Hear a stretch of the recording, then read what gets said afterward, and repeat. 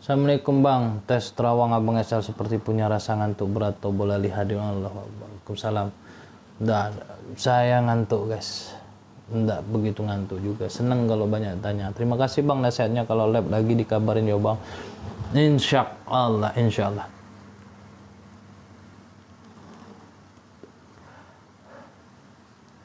Orang jagoan ada di tempat saya itu, banyak bunuh orang, mati juga kan.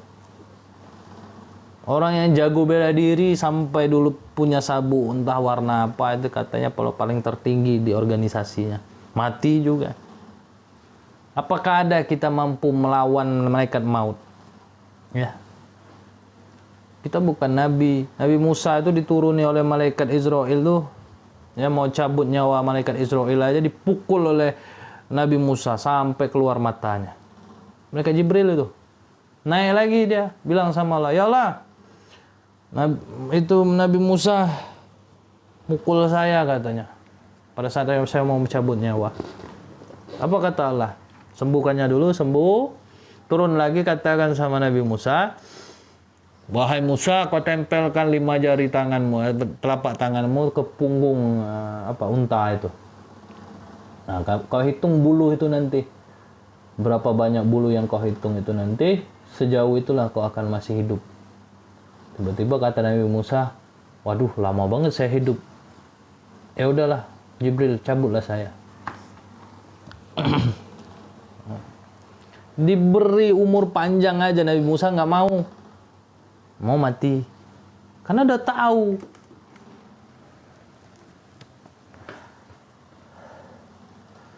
Assalamualaikum bang, Waalaikumsalam bang, ijazah cara tawasul banyak. Baginda Rasul, setelah itu kepada sahabat-sahabat, Datuk Syekh Abdul Qadir Jilani, setelah itu abi wa umi wa ilaman ajaza wa ajazani, barulah niat. Assalamualaikum bang, hadir. Waalaikumsalam.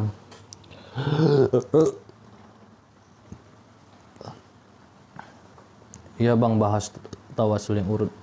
Kalau kita berusaha dulu sebelum menyerahkan barang kita dirampas begal, gimana bang? Kita tahu kapasitas kita. Kalau kita punya kapasitas hebat, seandainya saudara punya pistol, ya kan? Itu polisi itu Allah pegang, polisi itu dikasih pistol enggak langsung nembak maling. Dia harus tahu dulu. Ketika dalam keadaan terancam, musuh bawa pistol, barulah main pistol. Tapi hanya sekedar sajam, boleh pakai pistol, tapi tembakkan ke atas. Sebenarnya. Tapi kita punya kuasa nggak di situ? Kalau secara syariat, memang kita harus melawan karena hak kita. Tapi secara hakikat, kita nggak pernah takut. Nah, tapi kita lawan bang, biar mati syahid. Nggak ada salahnya mau ngelawan. Cuma tahan nggak? Takutnya nggak tahan. Yakinnya setengah-tengah. Yang yakinnya setengah-tengah ini takutnya mati kan. Bini cantik pula, anak masih kecil kan gitu, otomatis lah nikah lagi dia kan, untuk menafkahi anaknya kan. Nah, kita tuh perlu berpikir, itulah namanya akal. Kalau saya dibegal orang, saya kasih duit, walaupun saya ngerasa saya katakanlah bisa lah, saya kasih duit, demi Allah saya kasih duit.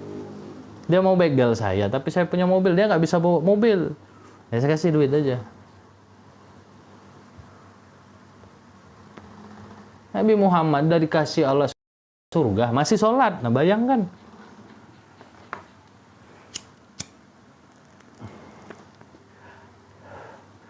Bini cantik pula kan, anak masih kecil, ya janganlah. Dosa masih banyak pula, kan ada kasihan aja lah. Kasihkan aja lah, begal, kau mau ambil motor, silakan ambil. Itu kan tugas polisi. Makanya Allah ciptakan bandit, manusia juga itu. Supaya kerjaan ada polisi, supaya ada satpam atau security. Kalau nggak ada maling juga security itu kan nggak ada siang malam kayak gini kerja. Nggak bisa dia kasih nafkah anak istrinya. Semua ada manfaat. Kalau kita serakah, kita salahkan semua orang. Kalau kita nggak serakah, ya enggak lah. Iya bang, makasih. Iya. Tapi bang, saya punya pegangan. Kalau kita memang Allah katakan itu hak kita, Saya yakin maling itu nanti ada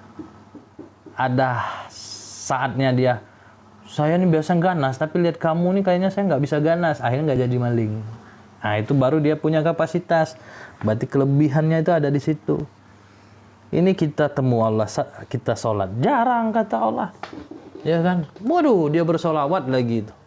Lihat pula konten-konten spiritual, saya lawan lah, Allahu Akbar, bah, mental enggak, ya kan? Pisau udah kena mata, nah udah rugi, enak kalau mati, masih hidup, buta sebelah. Nah, sudah buta sebelah pula nggak tahan dengar oleh tetangga. Dibilangnya, siapa? Iyas Piceng, Iyas Picek, Iyas Picek, Iyas Picek. Nah, udah hidup di dunia tersiksa diocehin orang. Gara-gara barang yang nggak seberapa. Bang Esel kok nggak punya mental penakut? Apa abang pernah jadi preman juga di masa lalunya? Kalau saya tanyakan diri saya preman, nggak mungkin saya ceritakan. Ya, hidup ini guys, belajar dari apa yang kita pelajari. Masa iya kita harus beli terus nasi? Kenapa kita nggak masak aja supaya di mana tempat kita itu bisa mandiri? Kalau kita biasa beli, nanti ketika kita di hutan, nggak ada orang jualan di sana. Masa iya kita harus pesan? Kalau di iklan ada Shopee dikirim di atas gunung, Shopee Food dikirim sampai ke gunung. Nggak ada itu. Makanya kita perlu merasakan dulu pahit, supaya kita biasa ketika kita berada di suatu kepahitan. Biasa sakit, punya teman, rumahnya sederhana, kita nggak kaget tidur. Kalau biasa enak, punya teman rumahnya kecil, nggak betah. Nah kan gitu maknanya. Jadi ya kalau bisa disimpulkan aja lah. Bukan berarti saya pernah jahat, enggak. Maksudnya, ya orang jahat itu nggak ada sejahat-jahatnya. Mereka punya hati. Asal kitanya, kalau orang marah, kita marah, kena api, disambar pakai minyak, cambah. Makanya kita perlu api disiram pakai air. Mbak, kenapa marah? Maaf ya, saya salah. Walaupun kita tidak salah. Boleh jadi kita berpikir dia punya utang, nggak kebayar, ditagih, kan marah. Kita yang diimbaskan. Nah, kan kita berprasangka baik aja. Boleh jadi dia senggak kita, marah sama kita gara-gara istrinya ngamuk. Nanti ketika dia sadar, nanti dia akan temui kita. Bang, saya minta maaf ya. Saya semalam tuh marah. Oh, udah sering saya nemuin kayak gini. Di gunung sinyal hilang pula tuh ya kan bang? Iya. Nah, jadi perlu kita harus pelajari hidup ini. Kalau bahasa kami Palembang, nengah minggir. Laju galau.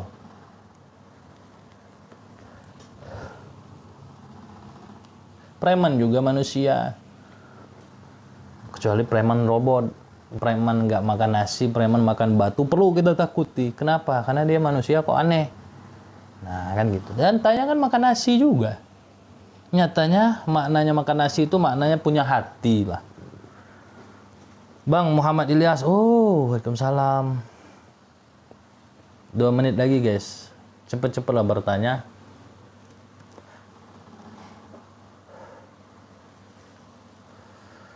Bang, aku punya jimat kulit harimau bang, bener nggak itu jimatnya tuh bang? Lihat juga, kalau dibilang jimat untuk kebal, nggak usah percaya.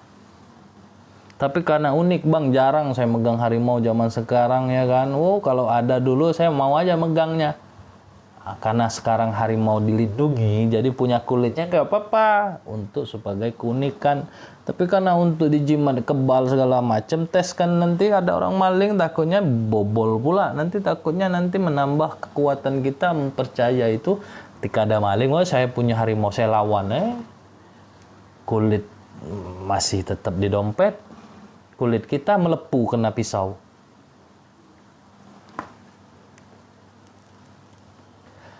Saya punya guru di Bangka dulu ya. Terima kasih bang cerahan ya bang. Kalau mimpi mencari tangan, mencium tangan Abah Guru Sekumpul, wah bagus itu, ulama besar. Bang, cara baca tawasul tadi urutannya gimana bang? Bang, jam-jam terbaik tawasul, abdolnya jam berapa? Jadi guys, siang dan malam, malam dan siang itu semua ada yang namanya sholat asar, Sholat asar ini penutup katanya kan. Makanya sholat asar itu nggak ada qobliyah, nggak ada ba'diyahnya. Nah subuh itu yang nggak ada itu ba'diyah juga.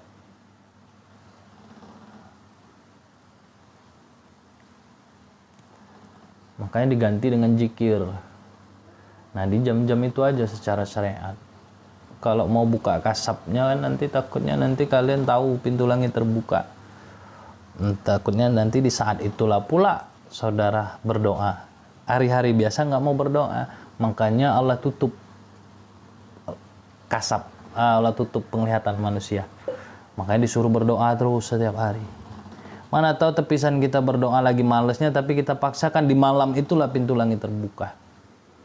Jadi saya nggak tahu mengatakan nanti bagusnya di hari apa tawasul. Bagusnya tawasul itu ya bebas. Sholat tahajud malam hari, mau habis sholat asar.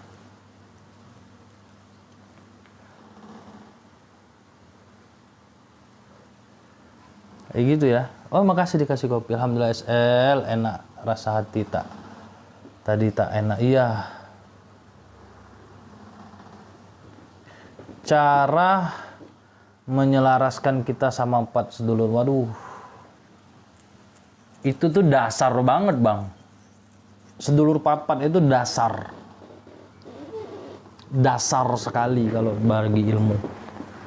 Makanya ketika ilmu mengenal diri itulah, setelah udah kenal itu, kita mengenal siapa menciptakan diri, itulah namanya sejatinya diri. Itu nggak main lagi Bang gitu. Nggak main lagi kayak gitu. Dari sabar tadi itu juga itu udah banyak sekali artinya. Makanya sabar itu sering dilakukan tapi berat. Sebenarnya itu aja. Kalau puasa kita hanya puasa karena niat untuk banyak keinginan. Contoh saya puasa untuk mendalami ilmu. Nggak segampang itu bagi saya. Kita disuruh puasa itu supaya menahan hawa nafsu. Supaya kita itu jangan sampai lagi semena-mena sama orang. Sehingga kita itu pikirannya kotor terus. Nah, kalau kita diuji sabar itu udah deket banget itu. Sama sedulur 4-5 pancer itu. Makasih dikasih hati. Sabar aja guys ya. Jangan berprasangka buruk. Makanya berdoa sama Allah tuh gini aja, ya Allah, permudahkan urusan hamba. Ridhoilah setiap langkah kaki. Jadi ketika kita malas, kita yakin ya Allah mungkin Engkau sedang malaskan diri saya. Tapi malas ketika mau beribadah jangan. Kalau malas dalam melakukan hal apapun nggak apa-apa. Tanjung Jabung Barat di mananya?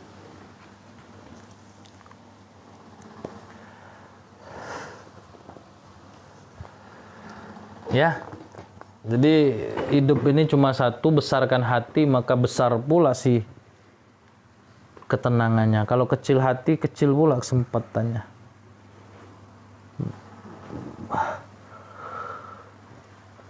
Iya, sama-sama.